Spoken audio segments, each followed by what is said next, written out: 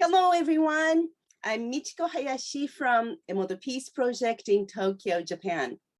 Today, again, I'm very excited that I have Dr. Thomas Verney, who I interviewed a couple of months ago, and Jeff Granville from Seattle, whom I introduced again several months ago. And today I'm so happy because I'm combining these two my favorite people together so that we can discuss on Dr. Verney's new book entitled Embodied Mind. Let me introduce Dr. Verney first. By the way, thank you so much, Dr. Verney and Jeff, for being here with me today. Again, for the second time. Yes, thank you. My honor. Thank you. Let me introduce Dr. Verney. Dr. Thomas Verney is a world-renowned psychiatrist and the author of 8 books, including The Secret Life of the Unborn Baby. This is a very famous book that Dr. Verney wrote almost 40 years ago, and it was published in 28 countries and 47 scientific papers that he has written also, or more than that by now. He has previously taught at Harvard University and the University of Toronto, York University in Toronto, and St. Mary's University. So he is very, very well-known and very important professor and also the psychiatrist. And today I am very happy. Do you have, Dr. Verney, your new book already? Yes, I do. I do. Do you think you can show it to people now? Sure. Okay. And then meanwhile, I would like to introduce Jeff Granville, who lives in Seattle, Washington in the USA. And he is the founder and the president of nonprofit organization Mindful Presents. And he has been giving workshops to help all the parents and everyone who are dealing with the children and cancer and other diseases also. Okay, Dr. Verney, thank you for bringing your book. Yes, The Embodied Mind. That's the book. It's published around this time, right? Yes, it came. Well, the official publication date is next Monday, but actually it's out already. Oh, great! I hope I receive mine very soon. I can't wait. You should be getting it the next few days. Awesome. Oh, wonderful! I'm so excited. I read everything, but I have not ordered it. So I'm going to order it on Amazon so I can receive the actual one. If I were close to you, I would love to have your autograph on it too, but next time I'm in Japan. Yes, definitely. Thank you. So let's start because Jeff and I have so many things that we want to discuss today. And well, Dr. Verney, you also established right after you wrote that The Secret Life of Unborn Child that was published by Random House in 1982, you established Sorry to interrupt you, but it was published by Simon & Schuster. Oh, Simon & Schuster, not Random House. Okay, thank you. And then you founded the Association for Prenatal and Perinatal Psychology and Health. Yes, that's correct.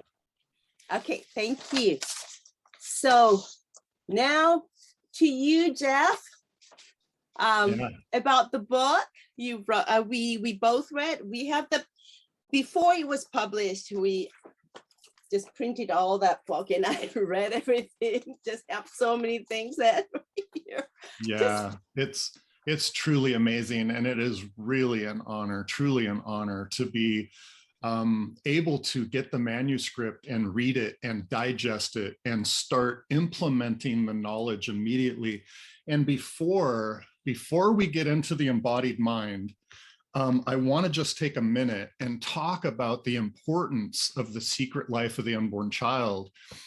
Written 40 years ago, I can't help but think how much better society would be if we had 2 generations of this knowledge immediately downloaded into all of humanity. You think of 2 complete generations where that was practiced during childbirth and during pregnancy, even to the point of conception.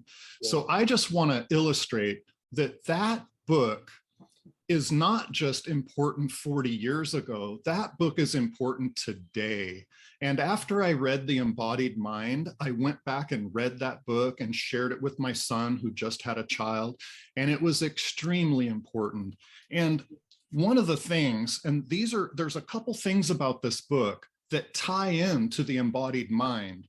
And as you said when we talked, 40 years later, it just substantiates all the science and research you did 40 years ago.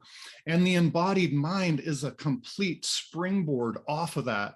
And the commonality is consciousness. It's our awareness of consciousness and having that awareness ahead of time, because never have I heard a statement so understated is that an ounce of prevention is better than a pound of cure, because you can't go back and undo the trauma that took place in utero. So it just can't be overstated. And like The Secret of the Unborn Child, I only hope that your book, your teaching that you're bringing to humanity from the embodied mind could be integrated immediately into everybody, because our society would be completely different with your teaching. So I just want to really honor what you've brought forward. This is really extremely important. Let me just say that you bring tears to my eyes, because your comments are just so kind and so understanding, you know, because I have struggled trying to publish this book, you know, for some time, and it has not been easy. And it is so wonderful to hear your kind of response, you know, which sort of rewards me for the millions of hours that I sweated, you know, over scientific journals, trying to understand, you know, things that I was never taught in school, that I had to relearn all by myself. It has been a difficult journey. So hearing words like yours are very healing, I guess. Healing. Thank you. What a gift. But that really comes from his heart, and that comes from my heart also. Before just 2 days ago, Jeff and I saw each other on Zoom to talk about how we're going to carry this today's interview. And he was honestly feeling what exactly he said right now. And I feel the same way, because something that not many people have not yet known about the importance of the memory, the holistic, something that we have to see holistically. And something that a very important thing is to know that babies do remember when they are already before they were born, and all the cells, all the tissues, everything in our body is affected by our consciousness. And that really, I mean, what you're just in this book of the embodied mind really just shows everything from the different angles, from scientifically, and so easy even for me to understand and read. And it's something, I mean, I'm not a native speaker, so it takes time, because sometimes I have to check with my dictionary to see the right, to understand the words. but still. I did too. Okay, well, thank you. That makes me feel good. But you have more of a Still, challenge. Yeah. so easy to understand and so interesting to go. This book makes me want to read until the end. And I have not really been so much into the book like this. And that shows how important this book is. Well, I have made a really great effort to write in a way that the average intelligent person should have no trouble understanding it. Like I always try to define any scientific terms when I use them. I try not to use too much psycho babble, and so I'm glad to hear that you don't have too much trouble understanding it. That was one most wonderful thing for everyone to be able to read easily. Yeah, and I would like to add to that true genius is making very complex ideas very simple and easy to understand. So you've mastered that. And yeah, you're welcome. And with that, I still want to talk about a couple points of the secret because it leads right into the book. Of course, they go together perfectly. And you talk about the rhythmic order of the maternal heartbeat and the mother's desire and love for the unborn child are the two most deterministic factors in the child's sense of security and health moving forward. Yeah. And you're 40 years ago coining terms like coherence, heart coherence, being rhythmic order. And if the mother isn't looking forward to the delivery, isn't looking forward to the child, then she could never have coherence in her body. So being out of step and not having coherence leads to a number of disorders from early pregnancy on. So that is just so important, and it leads right into your new book. Yeah, being in sync is really important. And I feel that that's happening right now between the three of us, that we are really on the same wavelengths, which makes the conversation very easy and enjoyable. This is resonance and coherence. Yes. Yeah, beautiful. Yeah. And, that's something I learned through HeartMath is that you can have personal coherence and that coherence is contagious. You can have mutual coherence in a group, and then you're an emergent total greater than the sum of your parts, and you bring more energy and consciousness to your life through that. So, later on, I would like to show you the remote experiment that I did in July. I used 3 noodles. One, I asked 5 people from different continents around the world to send the intentions to these 3 different noodles. 1 ignored, 1 negative intention, 1 positive. And I would like you to see the result. I mean, I did not even write words, but all I did was ask them to send this intention to this noodle.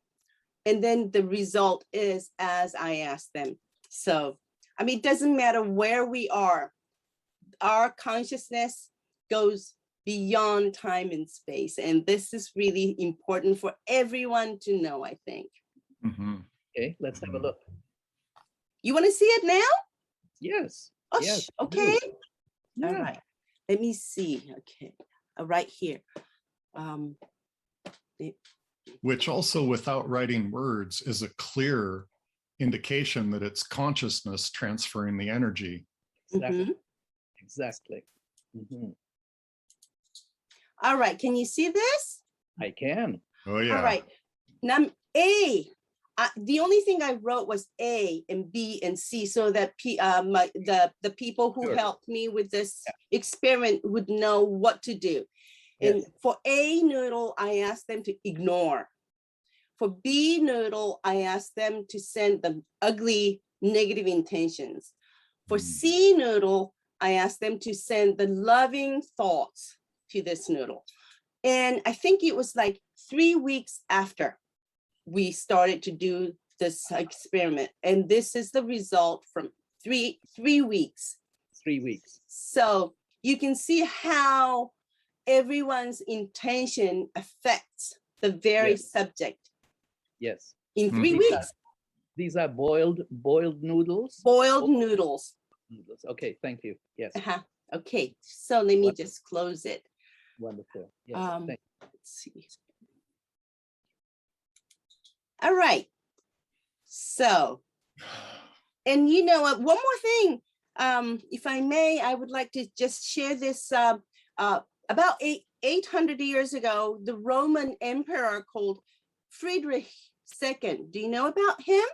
No. He was wondering what happens if the babies are not taught to learn the language. Mhm. So, and then he was wondering how babies would learn to speak the language. And he thought that babies would say something. I mean, even though they're not taught to speak.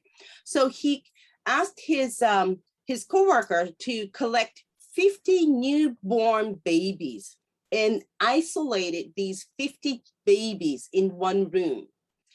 He told the nurses not to see the baby's eyes, not to smile at them, not to talk to them, but to give the milk and change the diapers without any affection or anything.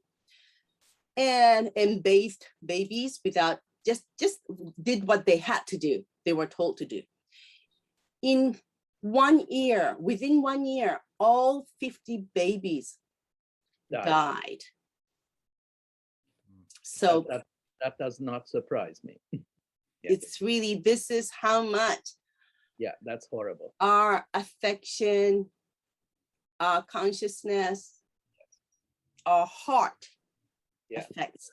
Yeah, there was other research in the 1940s on foundling homes, and they compared children that were being raised in foundling homes and those that were being raised in prisons. Mhm.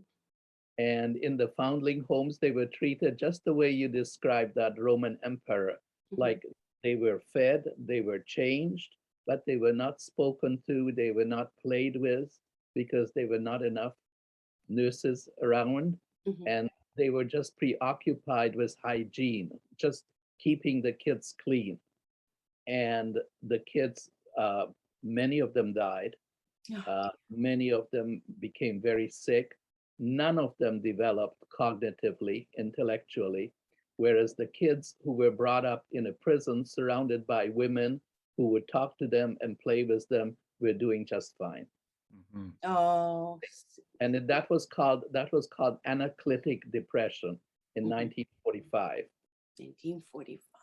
1945. It was repeated, Anaclitic Depression. And out of that, eventually, the whole idea of bonding and attachment grew, because then psychiatrists started to look into this, what's really happening between the mother and the child after birth.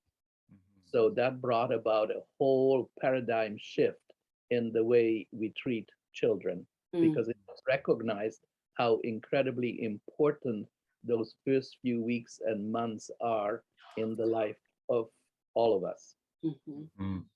Yeah, so dramatic. And Dramatic. obviously not a test we would be able to or care to repeat today. That's Definitely horrible. not, definitely. And I'm sure you have heard of Harlow's monkeys. Mhm. Yes. Same thing, just Yeah. horrible treatment of monkeys. And they just became vicious and attacking and really nasty and depressed. Yeah. Yeah. So And what happens in the world now? I mean, many parents they don't plan to ignore the children, but unintentionally, they are really ignoring, to me, by just looking at their cell phones all the time and not really talking to the children when they want the parents' attention. Mhm. It's really heartbreaking for me, because they have their desire and there's not really response coming back from the mother or father. It's lack of attention, loving attention. Yes. Absolutely. Yeah, one of the things that Dan Siegel, Dr. Dan Siegel, taught me in his book Mindsight, who obviously gave you an amazing review of your book.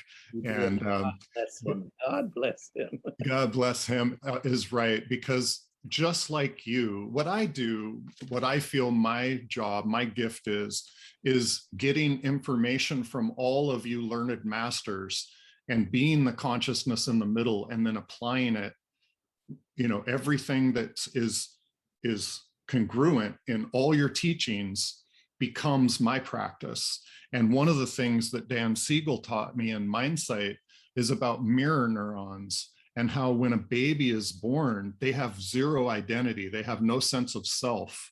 And it's based on the reaction of their caregiver that they get their own identity. He actually says a mind isn't real until another makes it so.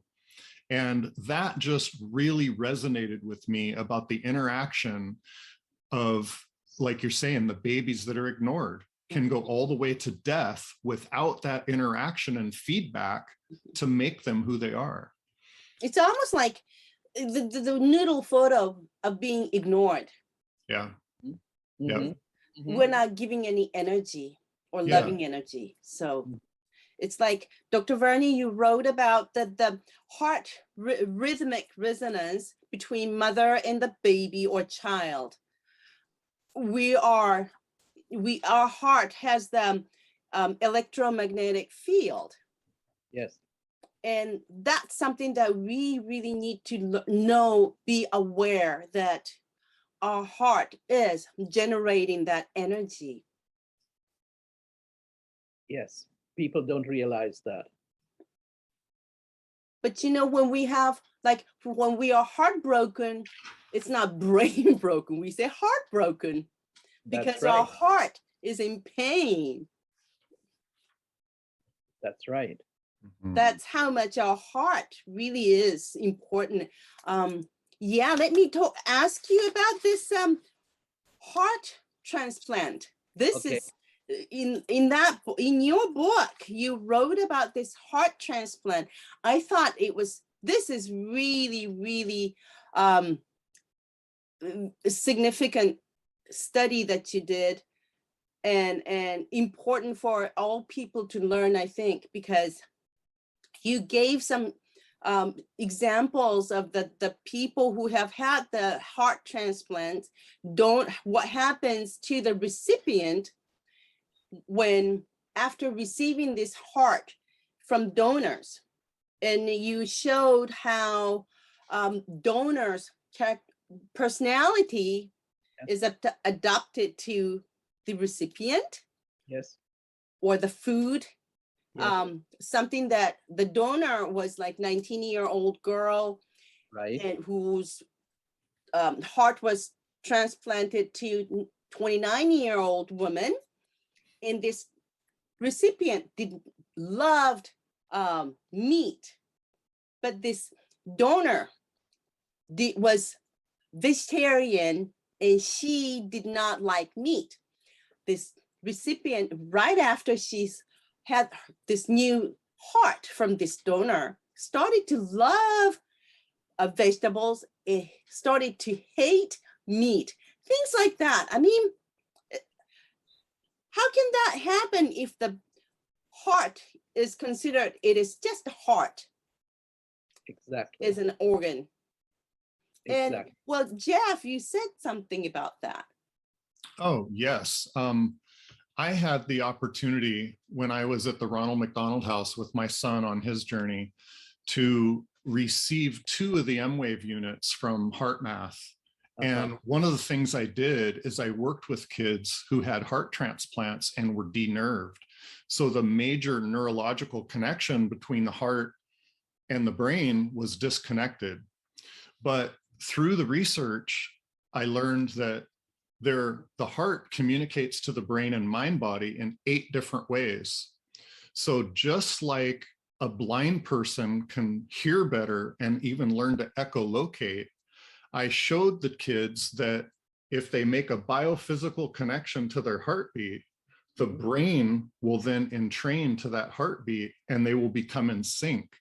Because I actually worked with adult patients who had heart transplants, and they were thinking they were losing their mind because they were having somebody else's dreams and they were having feelings they didn't understand. Where was and this?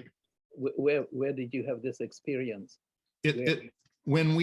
After we lived at the Ronald McDonald House for 4.5 years, my son qualified for a kidney transplant.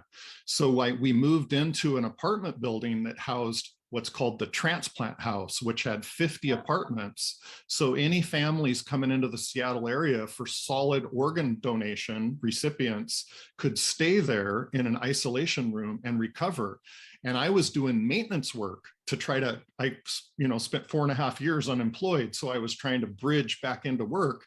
So I would go into a room to replace, this is a literal situation. I went into a room to replace the battery in the smoke detector.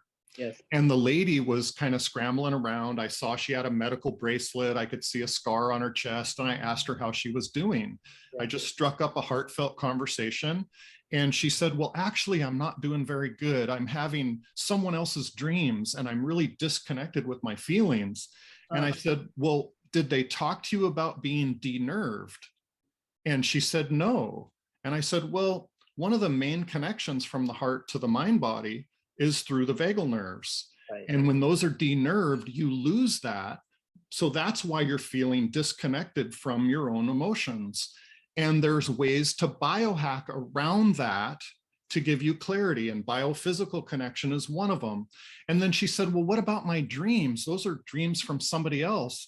And I said, well, did they talk to you about cellular memory transfer? And she said, no, what is that? So I explained it, and she goes, those doctors told me that these were both byproducts of my anti-rejection meds. Sure. Yeah. So working with HeartMath and showing them that biophysical connection completely cleared up the disconnection of their own feeling. And the most important part is they had an answer for why. Yes. And very often when people like you or I are not around, some of these people with these strange dreams and strange impressions get treated as if they were psychotic. They were. Psychotic, yes. As if there was something wrong with their head, right? Yeah, they said it was the effect of the anti-rejection meds, and they were gonna give them another anti-psychosis med to treat that symptom. So it was another drug to treat a symptom. Sure, we have a drug for everything. Yep. Yeah, Dr. Verney, in your book, you talked about this heart transplants, and you gave some examples of the donors and recipient, and then this donor died from accident. Yes. And the recipient started right after she had this donor's heart. She started having the dreams of having the accidents also. So how does that happen? And you said that 1 out of 3 people have applied or adopted the donor's personality or some kind of characteristics. Yes. So that shows how much impact the heart has been given to the people. And that's something I think it's very important for people who need the transplants to have it. But at the same time, I think it's really important for people to know that there's they will most likely adopt some kind of information or memory from the donors. Exactly, and I do hope that this book is going to open up some channels of communication, between scientists and heart transplants, because at the moment, doctors don't accept this theory by and large, a few of them do, but the large majority does not. And what I really hate to see happen is that so many of these heart transplant patients, when they do start getting some other personality, what should we say, likes and dislikes and changes, that they are being treated as if they were crazy instead of as this is what's to be expected. Right. Yes. So, it's the same thing with scientists, many scientists would like to explore this subject more, but because it is looked down upon, because it is treated as something that, only California hippies believe in, then it's not being scientifically accepted. And I hope that we can change that. Yeah. Yeah. I hope Well, so too. I think hearing it from you will go a lot further than hearing it from me, the maintenance guy. So I appreciate, and in your book, you reference Paul Pearsall's book, The Heart Code, where he does an amazing job of laying out the entire history and how it plays in. And I loved to see that you referenced that, because that, again, just reaffirms all the teachings that I've tried to absorb and communicate to other people to help them out of this situation. Just to tell you a very brief anecdote, when I put that into my book proposal and I sent it to my literary agent in New York, he absolutely objected to it strenuously. The moment you put in any reference to Nexus magazine, which is, the HeartMath Institute sort of favorite magazine, the moment you mention Nexus, every editor in the large publishing houses is going to reject this book. Yeah. Well, I think that really speaks to your dedication to the truth, because you know it as truth. Right. The evidence shows that it's truth. Right. And you look through history, and truth might resonate to those who are truthful, but when there's a distruth, a distrust in society, they fight you adamantly. Exactly. They reject the truth. Yes. So anyway, I took it out and then I put it back into the book once it was accepted. Good for you. Good for you. Good for everybody. For everybody. That will make a difference. That will make a Dr. difference. Verney, I have a question. What we know that from your book, we know that a heart and brain, of course, that it's well known, but heart also has the memory, in all the tissues and cells have the memory of the person, or from this is something very important. Like you said in that book, in the Embodied Mind, it said there was an example of someone who went through this severe trauma of Nazis in the World War II. That's right. Yes. And then their grandchildren are born and have more like a mental problem or depression. Yes. So that shows our trauma is delivered or carried on. Yes. Throughout the generations. Yes. And that's another thing that we really it will be helpful for everyone to learn, because we're not just living for ourselves, but we're giving that our information, our conscious information, to our children and grandchildren and next generations, and that we are affecting those lives also, right? Yes, yes, yes. And that is one of the imperatives of this book, really, that I was trying to put across, that, if you want to have healthy children, live a healthy life. It's as simple as that. Sorry. I'm sorry. It really, I have been using this machine, vibrational machine that Dr. Emoto used to heal or help people with the vibrational machine and water. And that's how he went into this research on water. So he treated more than 10,000 people with this vibrational machine and water, imprinting the information into water. So that was the beginning of his journey on water. But we also continue to do this huddle vibration measurement. And I have my machine, evolved machine. It's just a small one. And whenever I need to, I help people using this machine. And with American people, when I do this measure, help people, I ask about their grandparents and parents, what kind of, how they lived, if they had any problem before, if they remember.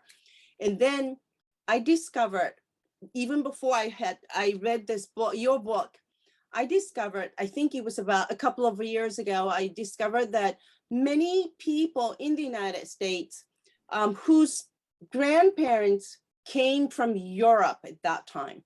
And they went through such severe life when they moved to the United States from Europe. So those grandchildren have many problems. Yeah. And then when I read your book, that really totally made sense, that those information DNA is carried on and cause the problem, even though the children or those people after second generation don't know why they have what they have. So it's really clearly shown in this huddle machine, as well as my father, who was the priest of the Buddhist priest. He became the priest because he said, if I become the Buddhist priest and offer the prayer to all the ancestors and all the people whom our ancestors had killed, because I'm from the very old family and the samurai family. So my ancestors had killed many people. Right. And so he said, I heal those people, then the 3 generations from me will be saved. So that's me and my sons also. That's beautiful. So all these things are really, I mean, related to what you say, what I have been discovering, and what my father said as a Buddhist priest. So it's very interesting what you wrote. The information that you sent me about the chimera experiments in China were also very interesting. Thank you for that. Sure. This is a research team in China and the United States have created the world's first chimera by injecting human cells into monkey embryo. Yeah, also into rats, I think. Rats. And they have been making progress with sheep and pigs also. Yeah. What happens to, I mean, their purpose is to be able to use their internal organs for the transplants into human. Then I'm just saying, if now that we know that human cells and tissues and everything has the memory, then what happens to those internal, I mean, organs when we have to have the transplants from them? What would you think? Well, if you ask me, I would think that it's a very bad idea. I think that we are playing, we are playing God here. I know. And that never works out well for humanity. I think that, I mean, obviously, based on the research that I've done for my book, I do believe that every cell in our bodies contains some fragments, some tiny bits of memory, and that all of them together give us our mind when they work together. So I don't know how much memory is contained, in a kidney or a liver, but it certainly would have some memory in it, and it would have the memory of that animal, whether it's a monkey or a mouse or a rat or whatever. And those memories combined with human memories cannot cannot possibly be good. No.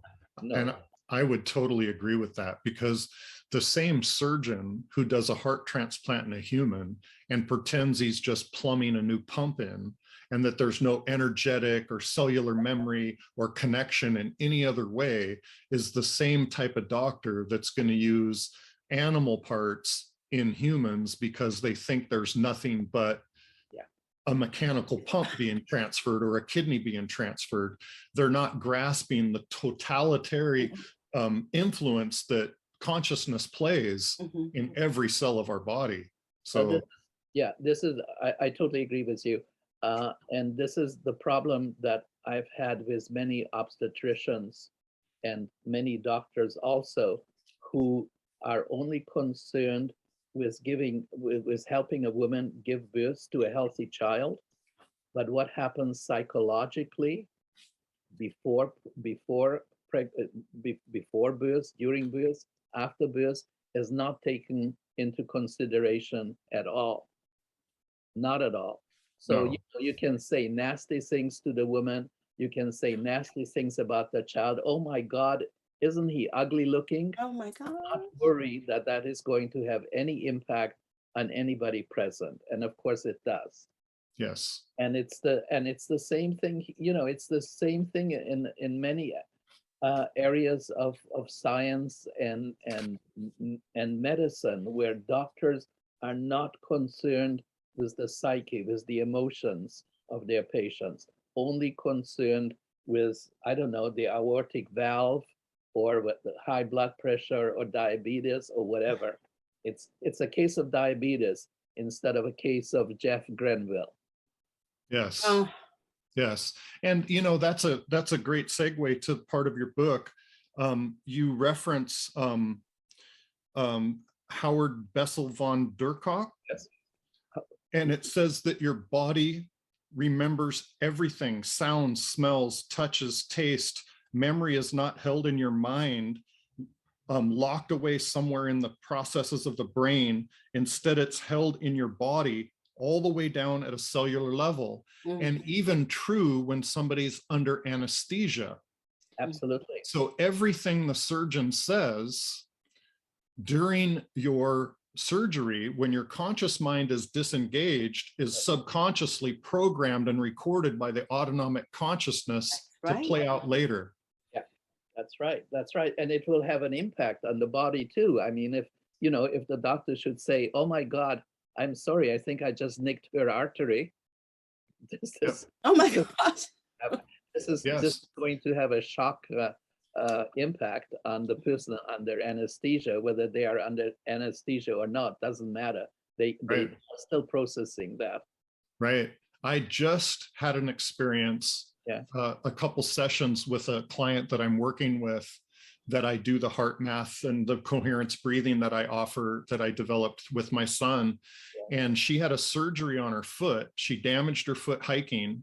And she had a surgery on her foot from a surgeon she didn't like, that said that she was emotionally unstable and this and that, and was talking bad about her. And she believes that while she was under, they were saying snide remarks about her.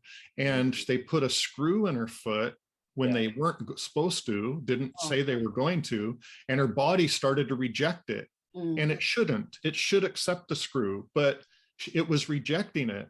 And then because of the person who gave it to her, probably. Because of the person, the consciousness of the person who gave it to her transferred, as your book proves, transfer of consciousness really happens. Yes. And so then we found another doctor that was more in tune to her well-being, and got him to remove the screw. And through our somatic trauma imprint release that we do, we released the somatic trauma, and she remembered some of the things that were said during while she was under anesthesia. Wow. Yeah. Which, according to your book and your teachings, is completely legitimately possible. Absolutely. One of the things that I always say when I'm lecturing about pre and perinatal psychology is that only people who love children should be present at birth. Yeah. Amen. Exactly. You don't want someone there. And believe me, there are quite a few obstetricians who don't love children. Oh gosh, that really Yeah. hurts my Unfortunately. heart. No? One of the interesting things is that through hypnosis, many people start to remember about their past experience or even a previous life. How does that happen if our cells or DNA or something does not remember it, or consciousness? I mean, it doesn't really make sense. So like No, it being doesn't. anesthesia, it's the same thing. Our consciousness or our cells or tissues or in our energetic field, we remember everything, I think. Absolutely. Yes. Yes, and I would love your validation on this, because as I understand it, and I speak to people, there's a difference between the conscious mind and the autonomic consciousness. The autonomic consciousness is said to process 15 million bits of information continually, while your conscious mind only processes about 50 bits of information. So when we are disconnected by anesthesia or sleep, our autonomic consciousness continues to record. So stored somatic trauma, like at a surgical site, is the autonomic consciousness reminding the conscious mind while it was disengaged that there's pain and trauma at that site. And that's how we release that somatic trauma through our breath work. Yes, absolutely. Yes. Yes. So yes. You still do that work? Yes, I do. It's very successful. Wonderful. Yes. And this is a question that I want to ask you. Go ahead. Based on, you reference Wilhelm Reich and body armoring. Yes. And you say painful memories create hardened tissue. The longer it persists, the more it becomes part of your body armor, especially unresolved emotional energy. This disorganized energy in the body is walled off from consciousness. Yes. So it's like we were talking before, a snapshot, an emotional snapshot of the event is carried in the soma. Right. And it plays back whenever it's agitated or stimulated. Yeah, that's right. And it can't be released because it's walled off from consciousness. It's hard to release it. It's very hard. It can be, but it's time and effort. Yeah. Right. No, I wouldn't be hopeless about it, but it takes time and effort, and you may have to experiment, because not every kind of therapy or every modality works with everyone. Mm-hmm. Right. Okay.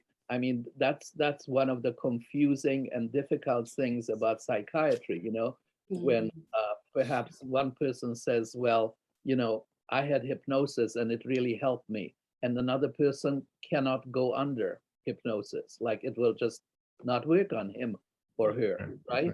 Right. So people have to realize that, what works for one person does not necessarily work for another, and that you have to try again and again until you find the technique or the person with the technique who can help you. Yes, that's beautiful. That's beautiful. I think that's really, really, really important, because very often people will say, well, how come that Joni was helped by this and I'm not? Well, because you're different. Different. Yes. Yeah. Different. And you may need a different approach. Hypnosis, for example, never worked on me. And hypnosis does not usually work on nurses and doctors, by the way, usually doesn't. But on the other hand, other methods work very well on me. So, I took psilocybin, I've taken LSD when it was legal. and many other guided imagery has worked very well, for example, on me, but hypnosis did not. Right. And I had David Cheek, who you may have heard of or not, a very famous California medical hypnotherapist, deceased now, and he has written many books on hypnosis. And he tried to hypnotize me, and nothing, absolutely nothing happened. Wow. Yeah. So you just don't know. But it's very important for our listeners to realize, that if one method does not work, try another. Absolutely. And that's something that we talk about too, is you have multiple arrows in your quiver, multiple tools in your toolbox, because just like gong therapy relaxes some people, but it agitates me. It's right. It just doesn't resonate. Yes, exactly. Yeah. So people who are listening, don't give up hope. Keep searching. Yeah. I really would like medical doctors and nurses to, of course, all people, but medical doctors and nurses to read your new book, The Embodied Mind, because this really would change their mind, their ideas, or whatever they have studied, learned. I think this is really important when they are dealing with their patients, and to be compassionate, to understanding, instead of saying, well, they're under anesthesia. They don't know what I'm saying. They don't know what we are doing right now. Oops, we made a mistake. But every single thing that they do for the patient, each single patient does remember and can feel it. Is something very important. Yes, I agree with you. How many people are listening to your program? Do you have any idea? I don't know. I will be hopefully I will be able to expand this. Right now, probably about 500 people or so, or up to 1,000, and I will try to promote more and more. And I was just wondering, it would be really interesting, or it would give even more impact to more people when we do maybe a Zoom conference with you, Dr. Lipton, Bruce Lipton, and as I was reading your book about heart plants and how our consciousness affects two people, together or even distance. There's doctor called Dr. Dean Rading at the Noetic Science Institute in California. I visited Dr. Dean Rading with Dr. Emoto in, I think it was 2005. He does the research on consciousness. And at that time, he showed us probably about 100 data and showing that one person, there are just one couple, and they're very close. They can be sisters, or they can be a couple or married couple. And one person would stay in this specific field in the room, and the other person will be doing something remotely. They would not know what they're doing. But one day, this person who was out there, probably being far away, had a bee has bitten him. And then he said, ouch, at that time. At the very moment, the person in that room, her brain reacted without knowing it. That's how our consciousness are related when we are so close to each other. And we have done the water experiments remotely, like 1,000 people sending love and gratitude to water, and then remotely we did the experiments together. So we can all combine it along with Dr. Lipton and you. We're all talking about the same thing, from the different angles, and that would give a great impact, I think. And I just came up with this idea of doing this Zoom conference, and doing it together, just, and if we could have this opportunity, I would love to do that. Okay, sounds good. Sounds interesting. Yeah. Okay. Well, thank you. Let me just talk to you again separately. Sure. Okay. So we have a few more minutes left. Is there Yes, anything you'd Jeff? like to ask me? Yes.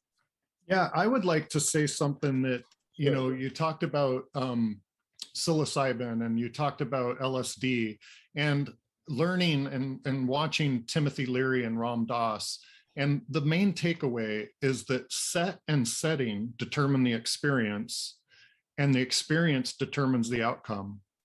And just like a mother's birth plan or a surgeon talking during surgery, the set and setting directly affect the experience, and that affects the outcome.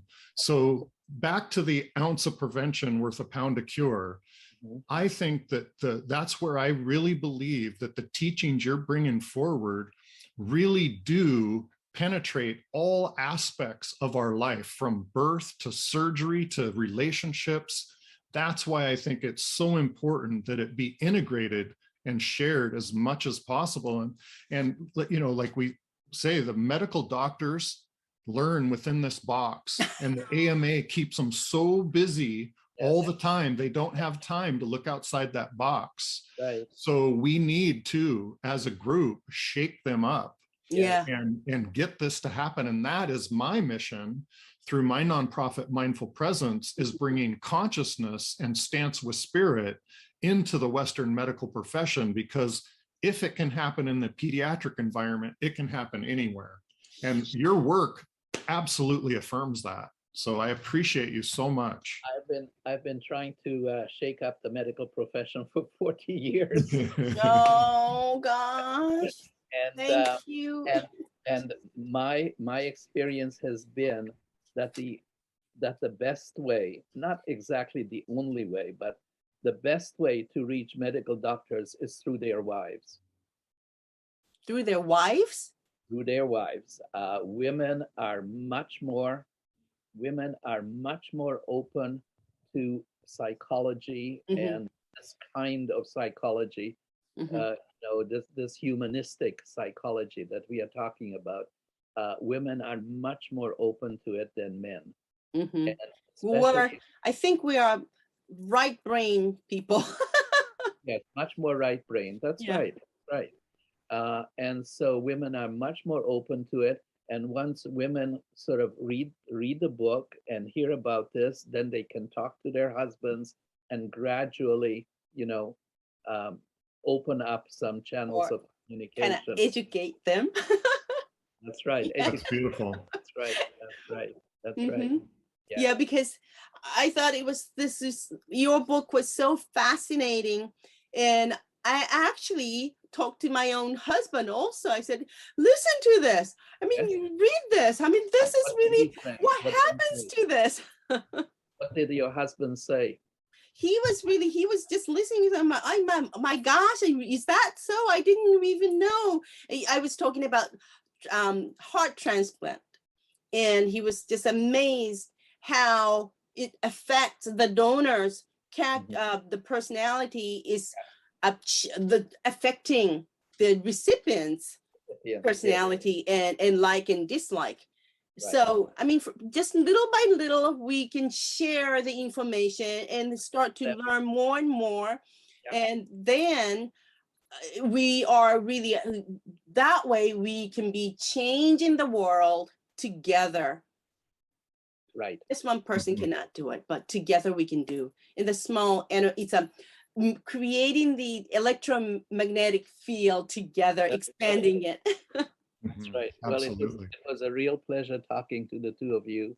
I really appreciate your interest. Thank you. My honor. Thank you very much. Thank you so much, Dr. Verney. And we'll stay in touch. We'll stay in touch, and you will send me recording. Okay. And then I will put it on my social media. Please do. Thank you. As I will as well. Thank you. Thank you, Good. Thomas. Good. I'll put it on YouTube, on my YouTube channel. Okay. Wonderful. Thank you, Thomas. You have a nice evening. Thank you so much for being with us Thank you, today. Michiko. Thank you, Jeff. Talk to you one of these days again. Okay. Again. You bet. Thank you. Thank you. Thank Bye-bye. you. Bye-bye. Thank you very much, everyone, for watching us today. And I will see you again soon. And please remember that I love you so much. Bye-bye.